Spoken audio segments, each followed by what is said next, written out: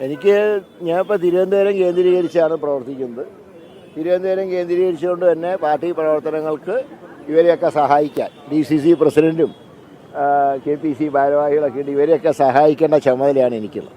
ഇവിടെ നേതൃത്വം കൊടുക്കേണ്ട ആവശ്യമില്ല. കാരണം ഒരുപാട് തെരഞ്ഞെടുപ്പുകൾക്ക് നേതൃത്വം നൽകിയും നിയമസഭാംഗങ്ങളൊക്കെ ആയിരുന്ന നേതാക്കന്മാരാണ് ഇവിടെ ഉള്ളവർ മുഴുവൻ. അത് പക്ഷേ ശക്തനാണെങ്കിലും ശരത്ചന്ദ്ര പ്രസാദ് ആണെങ്കിലും ശിവകുമാർ ആണെങ്കിലും പാലോട് രവി ആണെങ്കിലും K. മോഹൻകുമാർ, ഇവരൊക്കെ ജനപ്രതിനിധികളായി തിരഞ്ഞെടുക്കപ്പെട്ട് വന്നവരും തീർച്ചയായിട്ടും ജനങ്ങൾക്ക് വേണ്ടി പ്രവർത്തിച്ച് പാരമ്പര്യമുള്ളവരുമാണ്. അപ്പോൾ ഇവരെ സഹായിക്കുക എന്നുള്ള ചുമതലയാണ് എനിക്ക് തൽക്കാലം നിർവഹിക്കാനുള്ളത്.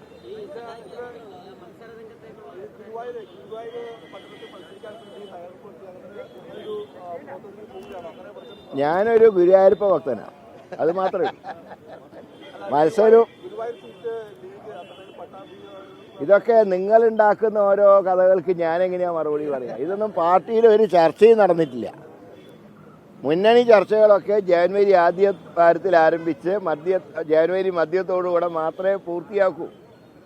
അതല്ലാതെ ഒരു ചർച്ചയും നടക്കുന്നില്ല. പക്ഷെ നിങ്ങളതൊക്കെ ഓരോ സീറ്റിൻ്റെ പേര് പറയുന്നതിൽ എന്നോട് വന്ന് അഭിപ്രായം ചോദിക്കുക.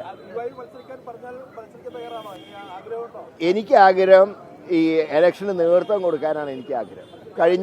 കഴിഞ്ഞ കോർപ്പറേഷൻ തെരഞ്ഞെടുപ്പിനെ പോലെ ഈ തെരഞ്ഞെടുപ്പിന് നേതൃത്വം കൊടുക്കാനാണ് എനിക്ക് ആഗ്രഹം. മത്സരിക്കാൻ എനിക്ക് ആഗ്രഹമില്ല.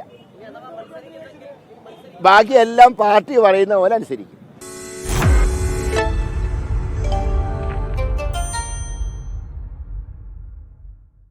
ലോകത്തെവിടെയായാലും ഏത് സമയത്തും 24 വാർത്തകളും ഓഗ്മെന്റഡ് റിയാലിറ്റി പാക്കേജുകളും എക്സ്പ്ലെയിനറുകളും വിശദമായി കാണാൻ ഞങ്ങളുടെ YouTube ചാനൽ നിങ്ങൾക്ക് സബ്സ്ക്രൈബ് ചെയ്യാം.